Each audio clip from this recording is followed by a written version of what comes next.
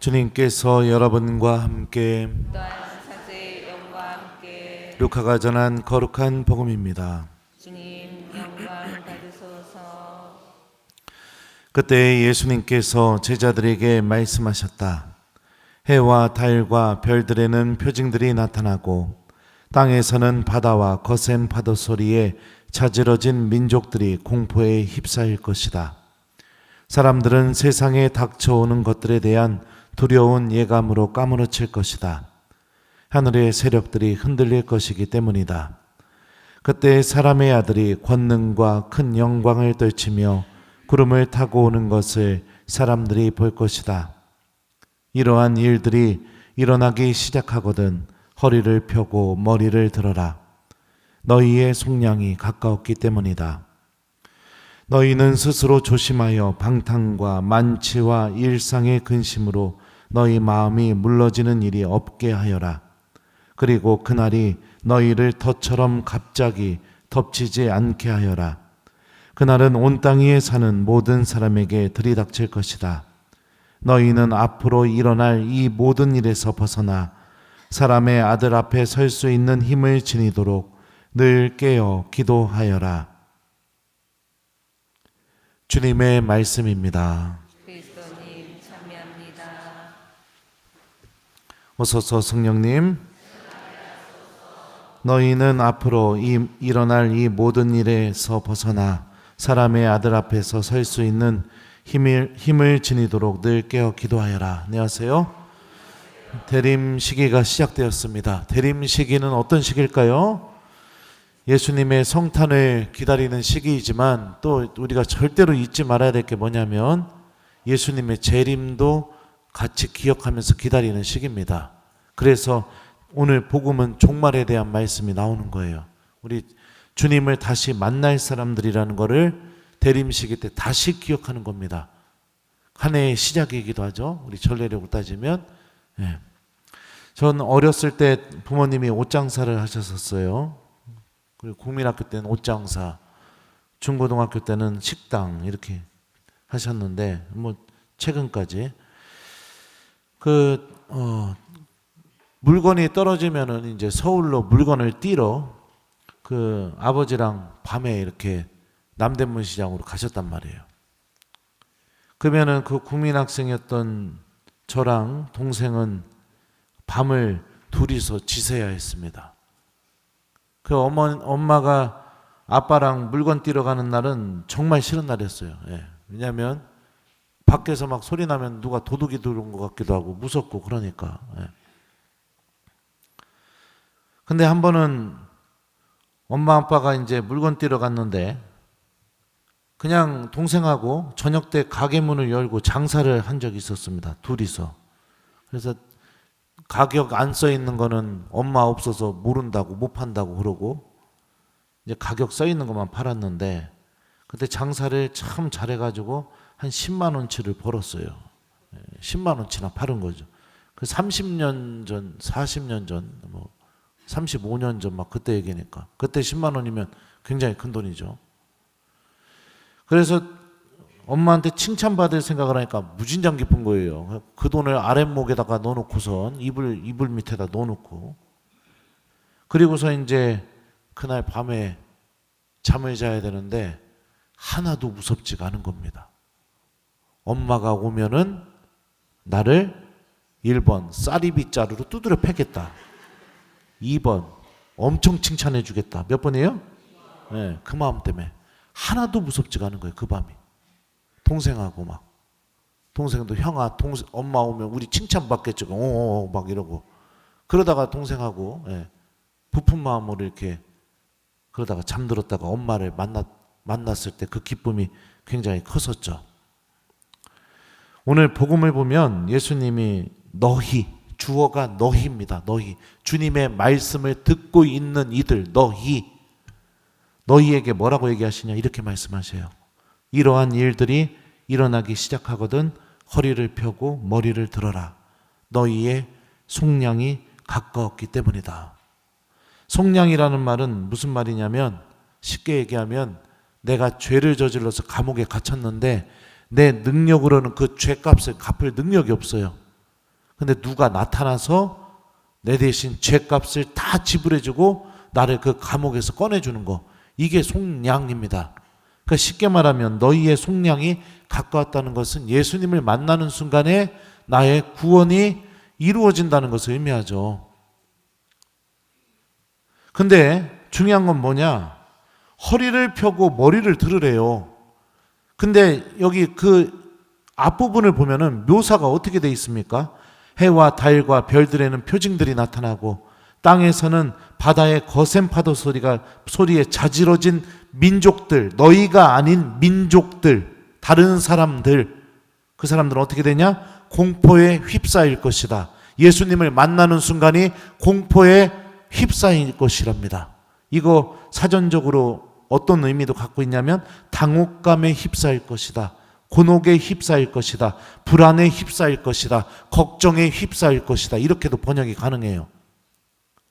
사람들은 세상에 닥쳐오는 것들에 대한 두려운 예감으로 까무러칠 것이다. 너희가 아닌 다른 사람들 어떻게 된다고요? 예수님 만날 때 까무러치게 된답니다. 이것도 이렇게 번역이 가능합니다. 기절할 것이다. 실신할 것이다. 졸도할 것이다. 마지막 숨을 내쉴 것이다. 주님을 만나는 순간이 당혹스럽고 공포스럽고 곤혹감과 불안, 걱정에 휩싸이고 내가 까무러치고 기절하고 실신할 정도로 또 졸도하고 마지막 숨을 내쉴 정도로 그렇게 무서울 거랍니다. 사람들은. 그런데 너희는 그 순간에 어떻게 하라고요? 허리를 펴고 고개를 들어라. 허리를 펴고 한번 고개 좀 들어봐요. 그럼 어디 보게 돼요, 사람이? 하늘을 보게 되죠. 하늘에서 나를 속량하러 오시는 주님을 바라보라고. 무서운 순간이 아닌 거죠. 주님을 만날 준비가 되어 있는 신앙인은 종말의 순간이 무서운 순간, 내가 실신할 정도로, 졸도할 정도로, 당혹할 정도로 그런 순간이 아니라는 겁니다. 열 처녀의 비유 기억나세요? 5은 어떻게 됐습니까? 기름을 준비했고 5은 기름을 준비 안 했습니다. 내가 만약에 신앙생활을 기름을 준비한 신앙생활을 하고 있다면 주님을 만날 때 어떨까요? 허리를 펴고 고개를 들고 나를 구원하러 오시는 그 예수님을 기쁜 마음으로 만나겠죠. 아닌가요? 그죠? 네. 또 마태복음 25장에 나오는 양과 염소의 모습 기억나세요? 네. 가장 작은 이에게 준 게 바로 나에게 준 것이다. 내가 주님의 말씀을 실천하면서 사랑의 열매들을 이웃들 안에서 많이 맺어냈다면 나는 허리를 펴고 고개를 들고 주님을 기쁘게 맞이하게 될 겁니다. 만약 그렇지 않다면 오늘 복음에 나오는 민족들, 사람들처럼 하느님께 선택받았음에도 불구하고 두렵고 공포스럽고 실신할 것 같고 그런 모습으로 주님을 만나게 되겠죠. 오늘 이 독서 말씀을 보면 바오로 사도는 이렇게 말합니다. 여러분은 어떻게 살아가야 하는지, 어떻게 해야 하는지, 어떻게 해야 하느님 말씀에 들 수 있는지 우리에게 배웠고 또 그렇게 살아가고 있습니다. 더욱더 그렇게 살아가십시오. 우리가 주 예수님의 권위로 여러분에게 지시해 준 것들을 여러분은 잘 알고 있습니다. 어떻게 하느님을 사랑하고 또 어떻게 하느님 마음에 들어야 되는지 다 알고 있으니 그대로 실천하면서 살아가라고 바오로가 말합니다. 예수님의 권위로 여러분에게 말씀해 줬던 것들, 그게 뭘까요? 하느님 말씀이죠. 예수님의 권위로 매일매일 주님의 말씀이 여러분들에게 들려지게 되고 그 말씀을 기억하고 실천하고 살아간다면 주님을 만나는 순간이 두려울 필요가 없죠. 무서울 필요가 없죠. 기름이 준비되어 있으니까. 신학교에서 종강할 때 보통 학사님들이 기말고사 어떻게 내냐고 막 물어봐요. 그러면은 제가 어떻게 알려줄까요? 1번 기말고사 문제를 다 알려준다.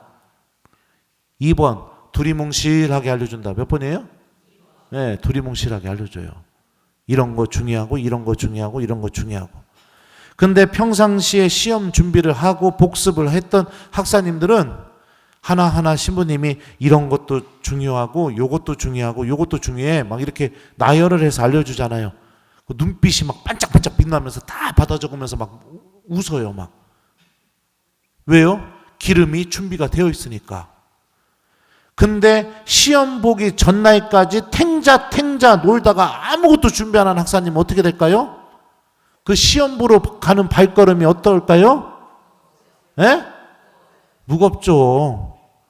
허리를 펴고 고개를 들 수 있을까요? 예, 그렇습니다. 말씀은 우리가 주님을 만날 때 주님을 기쁘게 만나게 해줄 수 있는 은총을 가지고 있습니다. 은총을 가지고 있어요. 복음에서 예수님께서 마지막에 이렇게 말씀하십니다. 너희는 앞으로 일어날 이 모든 일에서 벗어나 사람의 아들 앞에 설 수 있는 힘을 지니도록 늘 깨어 기도하여라. 예수님은 기도하는 삶으로 우리를 초대하죠. 제가 교우들을 많이 만나다 보면 정말로 기도 안 하는 신앙인들이 너무나 많다는 것을 느낍니다. 주일 미사 한 대 딱 드리고 집으로 돌아가면 다음 주일 미사까지 기도가 사라지는 신앙인이 너무 많아요. 기도는 우리와 함께 계신 하느님을 체험시켜 줍니다. 내 믿음이 자라게 해줘요. 주님 말씀이 마음속에 남게 만들어주고 그것을 실천할 수 있는 사랑이 자라게 해주는 원동력이 기도 안에 있습니다.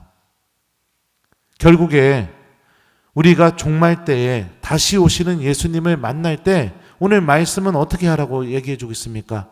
주님의 말씀을 실천하고 매일매일 예수님의 권위로 알려주는 말씀들을 실천하고 예수님 말씀에 따라서 늘 기도하는 삶, 기도와 말씀, 이거를 주님께서 오늘 말씀을 통해 우리에게 들려주십니다.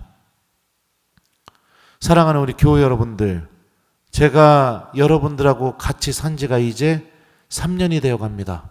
3년. 제 꿈은 여러분들 다 데리고 천국 가는 게 제 꿈입니다. 그래서 하느님 말씀이 가르쳐 주는 대로 여러분들 주님 말씀 기억하게 하고 성체 앞에 머물게 만들고 미사를 사랑하게 하고 고해 성사를 사랑하게, 그렇게 여러분들에게 3년 동안 이야기를 했습니다. 3년이 지나니 정말로 변화된 교우들이 눈에 보이기 시작합니다. 정말로 변화된 교우들, 기름이 잘 준비되어 가고 있는 교우들이 눈에 보이기 시작해요.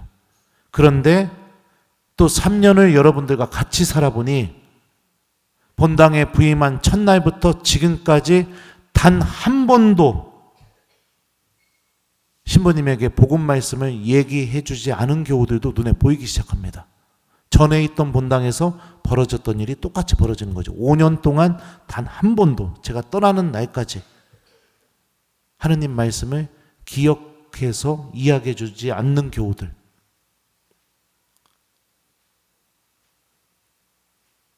제가 이거는요, 여러분들, 다른 걸 요구하는 게 아닙니다.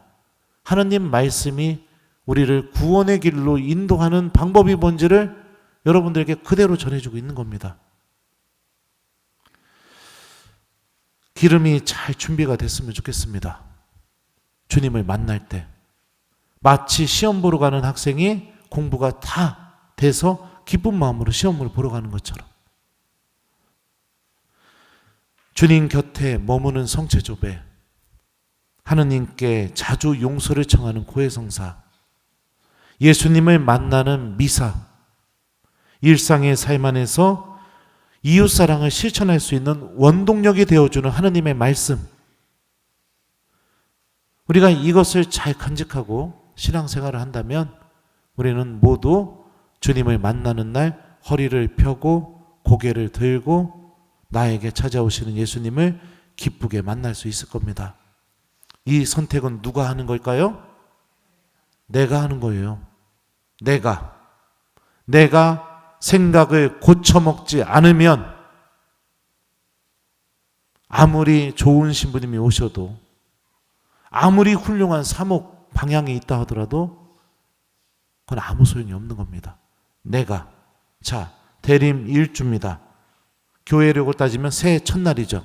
새해 첫날 보통 우리 어떻게 하죠? 한 해에 계획을 세우죠. 자, 오늘 이 말씀과 함께 2025년도 내가 기름을 잘 준비하는 한 해가 될 수 있도록 여러분들 마음속에 계획을 잘 세우고 마음을 좀 고쳐 먹으셨으면 좋겠습니다. 제가 장담하겠는데 저 같은 신부 만나기 어려울 겁니다. 어려울 거예요. 나의 영혼의 방향을 하느님께로 확 돌리고 주님 말씀으로 무장되고 성체 앞에 앉게 만들어주는 신부님 만나기 어려울 거예요. 저 떠나고 나서 땅 치면서 후회하지 마시고 있을 때 잘하세요. 전에 있던 본당 교우들도 저 만나면 그 얘기예요. 신부님 있을 때 잘할 것 같다고. 지금 신부랑 잘 사세요. 저리 가요. 네, 잃어버리고 말아요 그냥. 숙제 드립니다. 대림 일주일 주님께서 우리에게 기도하라고 말씀하십니다. 기도를 회복합시다. 아침 기도, 저녁 기도, 삼종 기도, 묵주 기도. 천주교 신자라면 하루에 이 기도 정도는 해야죠. 그죠? 네. 내가 기름을 준비하는 마음으로 기도를 회복하는 한 주를 보내는 기, 요거를 숙제로 드립니다. 너희는 앞으로 일어날 이 모든 일에서 벗어나 사람의 아들 앞에 설 수 있는 힘을 지니도록 늘 깨어 기도하여라. 아멘.